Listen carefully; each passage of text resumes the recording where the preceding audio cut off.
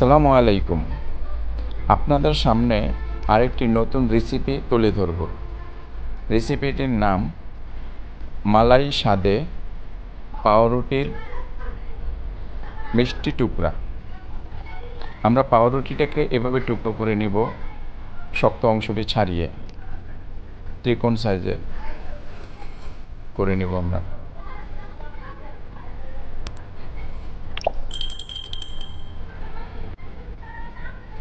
এখন আমরা একটা ফ্রাই প্যানে ঘি দিয়ে চারদিকটা মিশিয়ে নেব। এরপর পাউরুটিগুলো আমরা এক এক করে সাজিয়ে দেব ভাজার জন্য, এবং অবশ্যই চুলার আঁচটা একটু কমিয়ে নেবেন যাতে পাউরুটিটা সুন্দরভাবে ভাজা হয়।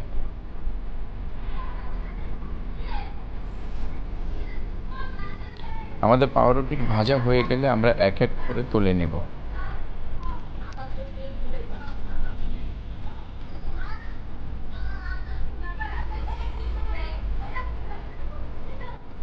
হালকা একটা কালার হয় প্রতিটা পাউরুটি।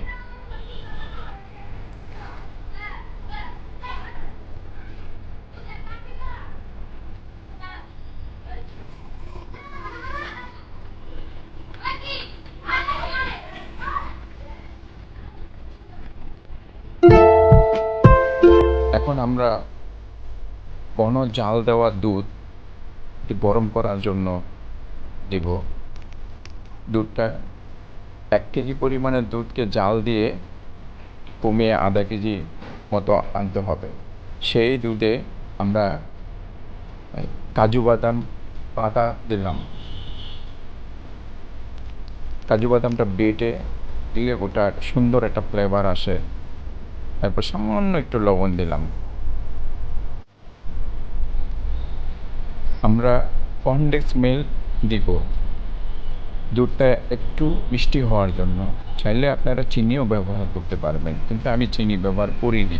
কনডেন্স মিল্কের যে মিষ্টিটা, এটা দিয়ে আমরা কাভার করে ফেললাম।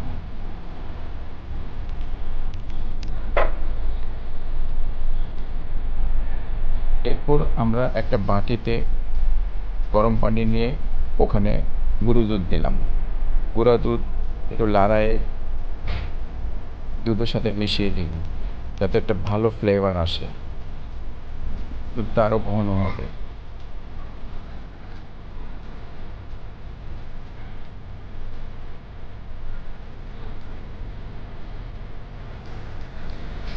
কিছুক্ষণ নাড়িয়ে আমরা রুটিগুলি সুন্দর করে সাজিয়ে দেব। অবশ্য আপনারা রুটিগুলি সব দেওয়ার পর 1 মিনিটের মতো জাল দেবেন। বেশিক্ষণ রাখলে রুটিটা নরম হয়ে যাবে, তখন এটা আপনি আস্ত তুলতে কষ্ট হয়ে যাবে।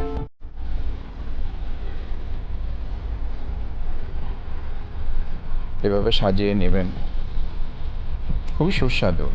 সকলেই খেতে পারে, ছোট বড় সবাই, খুব সবাই মজা পাবে।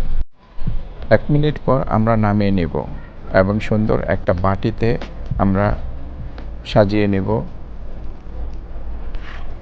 লাল চেরি, পেস্তা বাদাম এগুলি দিয়ে সুন্দর করে সাজাবো। হয়ে গেল মালাই স্বাদের পাউরুটির মিষ্টি টুকরা। সবাইকে শুভেচ্ছা। আসসালামু আলাইকুম। আমাদের চ্যানেলটি সাবস্ক্রাইব করুন।